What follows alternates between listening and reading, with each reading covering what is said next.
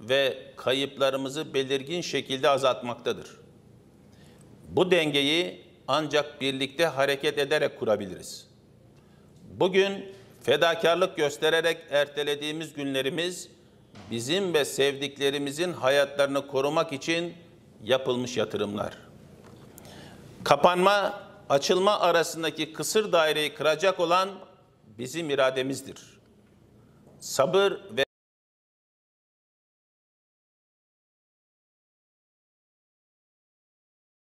sebat göstererek 5 günde vaka sayısında önemli derecede düşüş yaşadık.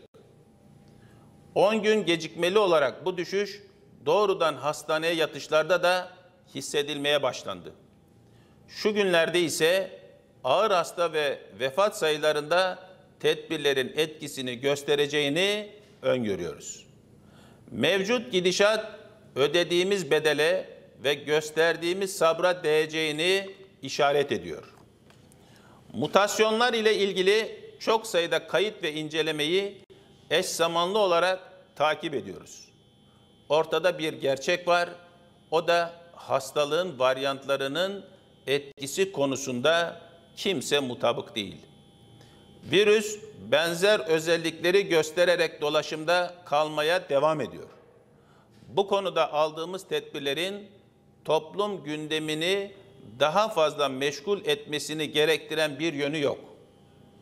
Mutasyonlar konusunda ne iyimser olacak ne de karamsarlığa sebep olacak somut bir tespit maalesef yok. Hastalığın seyrini değiştirecek olan aşılar ile ilgili de sizleri bilgilendirmek isterim. Her gelişmeyi zamanında sizlerle paylaşmaya gayret ediyorum. Bu konuda da gelişmeler oldukça bilgilendirmiştim.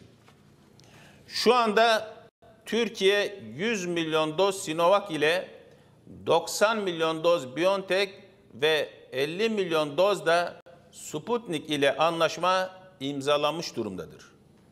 Yaklaşık nüfusumuzun 3 katı kadarlık doz aşı için anlaşmalar imzalanmıştır. Usulsüz belge elde etme hastalığına yakalanmış ve eleştiriyle gerçekleri çarpıtmayı bilinçli olarak ayırt etmeyen birileri çıkıp Çin ile anlaşma 50 milyon yapıldı, 100 milyon değil diyor. Daha önce Çin ile yapılan anlaşmaları defalarca ve tüm detayları ile ifade ettim. Anlaşılan Çin ile yapılan anlaşmanın sadece ilk bölümünü esas alarak bir karalama kampanyası başlatmışlar. Çin ile 2 seferde her biri 50 milyon doza karşılık gelen, toplamda 100 milyon doza karşılık gelen bir anlaşma imzaladık. Bugün Çin'den aşı gelecekti, nerede diye soranlar, dün Çin ile aramızdaki hassas konulara kaşıyarak ilişkilerimizi bozmaya çalışıyorlardı. Başarılı olduklarını söyleyemem ama hasar verdikleri kesin.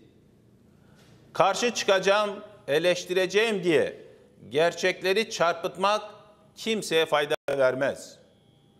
Yalan dipsiz bir kuyudur ve sahibini o kuyunun dibine er ya da geç gönderir. Hakikat ise güneş gibidir. Ne kadar saklanmak istense de pırıl pırıl aydınlatır. Bugün mücadele bütünlüğü açısından susuyor olmamız edebimizdendir. Bu saldırganlığa sessiz kalacağımız anlamına gelmez. Akif'in dediği gibi yumuşak başlıysam kim dedi uysal koyunum? Kesilir belki fakat çekmeye gelmez boynum. Hepinizi saygıyla ve sevgiyle selamlıyorum.